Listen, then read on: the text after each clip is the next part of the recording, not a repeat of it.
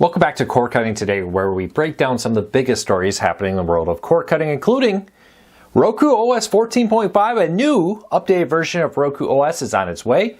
We get some very early preliminary details from a developer meeting they had with some developers that we got some information from. We'll go break that down here, what you can expect from the next major Roku OS update. Maybe some changes to the user interface. We'll tell you what's happening there. Disney Plus is bringing one of the most requested features to its apps. Only on a few apps, but rolling out to more real soon. And cable TV networks could be losing $7 billion a year soon thanks to this regulatory rule change.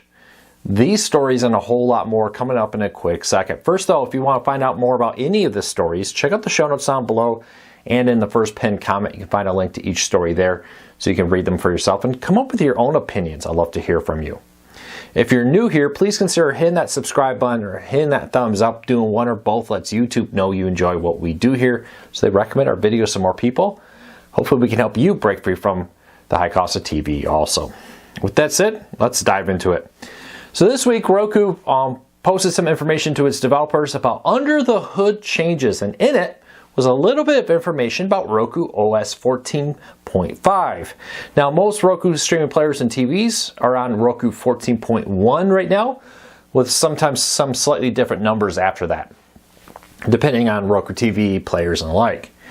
Now, this is very typical. Roku often releases a fairly major spring update with this. We saw that last year, brought in some things like instead of just 3 tiles, you got the option for 4 tiles and others. This year, it seems to be a couple big focuses, some user interface changes. Don't get too excited. I'll talk about that in a minute. Some performance changes about different things. One of the things that we heard a lot about was the fact that the Roku developer kits are now helping Roku developer app makers have some new tools to better diagnose potential problems, memory leaks, and other issues, and tweaks to help to increase performance on Roku streaming players. Now, there does seem to be some new tools here for Roku app makers to offer better user interfaces, and maybe some tweaks on the Roku home screen too for some improvements. Details are very thin. There wasn't a whole lot in this in the public-facing information. Most of it was locked behind walls we weren't able to see and weren't able to get details on. But what we can confirm is that this spring, sometime, we are expecting a Roku OS 14.5 to come out. With that, we should see some pretty major changes. Now, with those major changes, a few things. Don't expect any massive changes to the Roku user interface. Roku's been pretty dedicated to keeping a very simple to use and see user interface where you just get a straightforward look. Now, that doesn't mean tweaks aren't going to come, but I wouldn't expect anything big. The other part of this, Roku often hides features in there. For example, when they rolled out the ability to switch from 3 rows of content to 4 to make icons larger or smaller on your TV, they didn't really advertise it. They just rolled out an update, and it just happened to be in the update and people found it. Roku's very notorious for just releasing things and not really promoting them. So we're going to have to keep a close eye on this, see what comes from this update.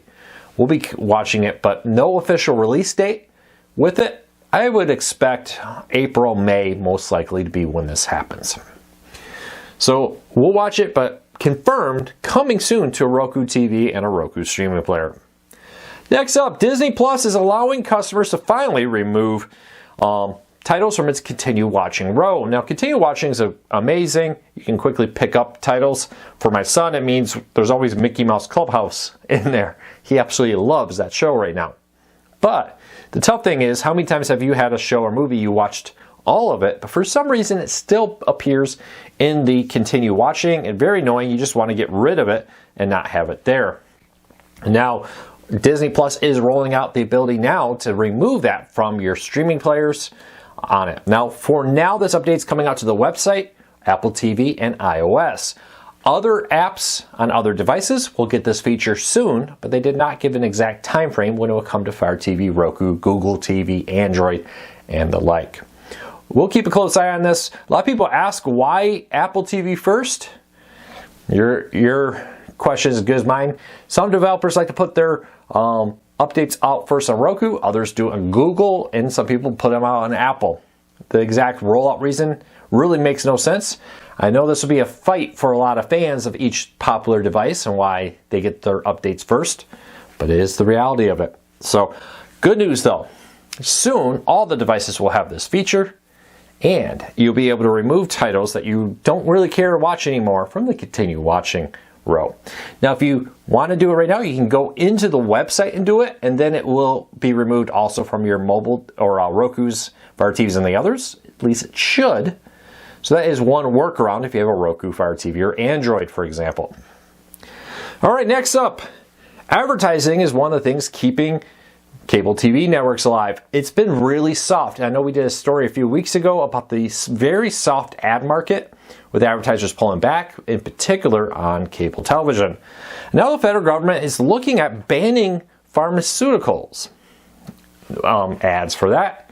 And with this could leave a $7 billion hole in the budget of cable TV networks. It's an estimated that over $7 billion was spent on cable TV networks for ads from these big companies that would now no longer be allowed. Now, there's precedents for this. A long time ago, smoking was a big thing and dominated television ads. That was banned. So, big precedent for this kind of stuff to happen. At the time, a lot of people were like, what's going to happen to TV networks back then? They survived. It's a very different market. We're already seeing a lot of television companies get ads pulled because they're moving them to streaming, websites, YouTube videos, other stuff out there.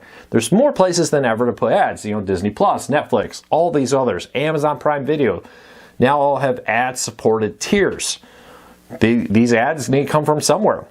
It's widely expected, while yes, they may be able to resell some of these ads, we're going to see a massive hole in their ad market with this.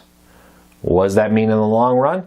More pressure. Just as subscriber revenue has been dropping, now ad revenue is dropping, and this could be a massive hole. Now, when will this ban go into effect? We don't know. Hasn't been officially made a reality yet, but it's widely expected to. It's been long pushed for from many sides, and now it looks like it may become a reality.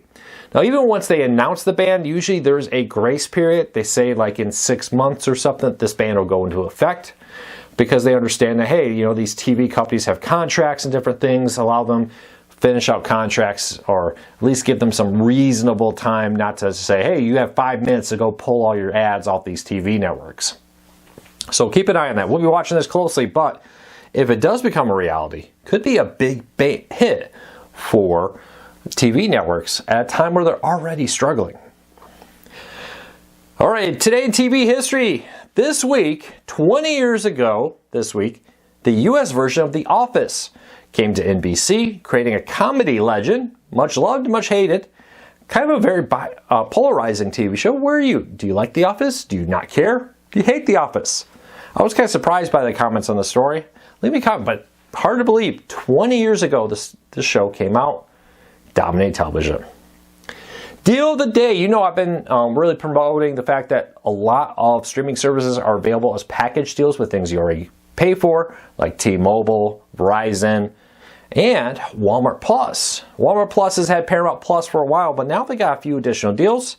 For a limited time, you can get limited access to Apple Music for free and Apple Fitness Plus for free with your Walmart Plus subscription. These are limited time deals, but if you're a Walmart Plus subscriber, you may want to check it out. I've been thinking about trying Walmart Plus. Not only do you get Paramount Plus with it, but now you can get Apple Music and Apple Fitness for a limited time with that. Next up, some big changes could be coming to Google TV. Android Authority tore down the most recent big update test for it and found a bunch of stuff like a hot and new tab, new searchable content, a new refreshed user interface, and other hints in the OS update that suggests that Google's getting ready to roll out a massive update, not just to Google TV devices, but their apps on Android and other devices.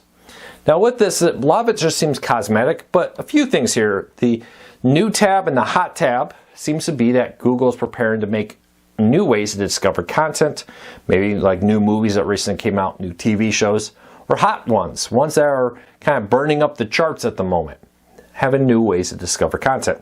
Now there's a few big warnings here. Sometimes when you look at app updates, you find things in there that hasn't been released yet. Sometimes it really does come. Sometimes code was just not removed. Maybe they tested this feature, didn't like it, but never successfully fully removed the code from it. Though it does not surprise me to find these kind of features in here, some slight changing in the color to more of a blue hue than some of the gray you've seen in some of the mobile apps, for example. Very minor tweaks. I think the big one here seems to be new ways to discover content on Google TV. We'll watch out for this, keep a close eye on it. Like I said though, sometimes some of these things get left in the app when they weren't really meant to be used. And lastly, in this week in TV history, now this one kind of shocked me. 85 years ago this week, Bob Barker started his television, or at the time radio, dominance, hitting national airwaves for the first time in partnership with CBS for a show called Truth or Consequences, a game show he hosted before The Price is Right and for a little while at the same time. Originally a radio program that he took over, and then later became a television hit show and helped him get later the role as the host for the new Price is Right, which was later just renamed to The Price is Right we know today. Bob Barker, 85 years ago this week, got his start. I think we all have very fond memories of growing up watching The Price is Right with Bob Barker. But do any of you remember Truth or Consequences? There's some clips on YouTube, but it's very hard to find a lot about it. But you might hear, watch it. My dad talks a lot about it. He said he remembered it fondly. Leave me a comment, let me know if you did. Well, that's it for today. I hope you have a fantastic day. I'll be back again tomorrow with another video. Don't forget to hit that subscribe button or hit that thumbs up. Doing one or both really does help us. Take care, everybody.